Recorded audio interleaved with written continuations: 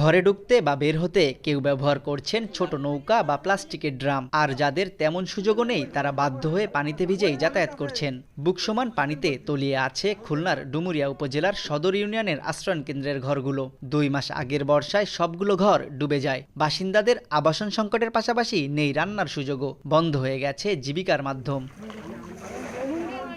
বসবাসের অনুপযোগী হয়ে পড়ায় আশ্রয়ণ কেন্দ্রটিতে থাকা 56টি ঘরের মধ্যে 40টির বেশি পরিবার ঘর ছেড়েছেন। তবে হতদরিদ্র কিছু পরিবার কোথাও যাওয়ার জায়গা না থাকায় ঝুঁকি নিয়ে বাস করছেন। কোনো কিছুতে ভালো নেই, মানে মোটামুটি না খেয়ে দিন যাওয়ানো তো হয়ে গেছে, তো ওই তরকারি কিনে খাতে পারছি না। খাটের পরে খাট থেকে তাই আমাকে থাকতে হয়েছিল, তারপরেও সেই পানি। রাস্তায় ওই যে পানি, আমাদের ঘরে এর থেকে বেশি পানি। টুবলা টুবলি বয়ে নিয়ে কনে যাবো, কি করবো তাই গুছাচ্ছি, এখন তার উপায় নেই। খাবারের কষ্ট হচ্ছে, থাকার কষ্ট হচ্ছে, আমরা এখন কোথায় যাই দাঁড়াবো? বাস্তি নিয়ে আসে নাকি আমরা মরতিলাম না, তাই জলে ডুবোই মারতে নিয়ে আসে। অন্য জায়গায় চলে যাব, আমাকে ইনকামেরও কোনো পথ নেই, আমাকে কোনো পথ নেই। স্থানীয়রা বলছেন, প্রকল্পে যে ধরনের সুযোগ সুবিধা দেওয়ার কথা ছিল তা যেমন দেওয়া হয়নি, তেমনি নির্মাণে ব্যবহার করা হয়েছে নিম্নমানের সামগ্রী। স্বস্তির আশ্রয়নে চরম অস্বস্তিতে রয়েছেন এখানের বাসিন্দারা। ভূমিহীনদের আবাসনের উদ্দেশ্যে নেওয়া প্রকল্প পানির চেয়ে বেশি ডুবেছে দুর্নীতি আর অনিয়মে।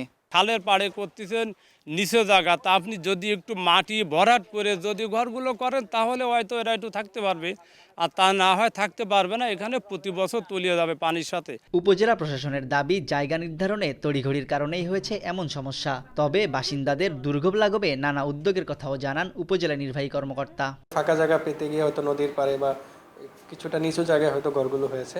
অন্যান্য যে সমস্যাগুলো, যেমন আমাদের রাস্তার সমস্যা বা কোনো ঘরে যদি খুব জরুরি কোনো মেরামতের বিষয় থাকে, সেইগুলো আমরা করে দিচ্ছি, রাস্তাঘাট করে দিচ্ছি।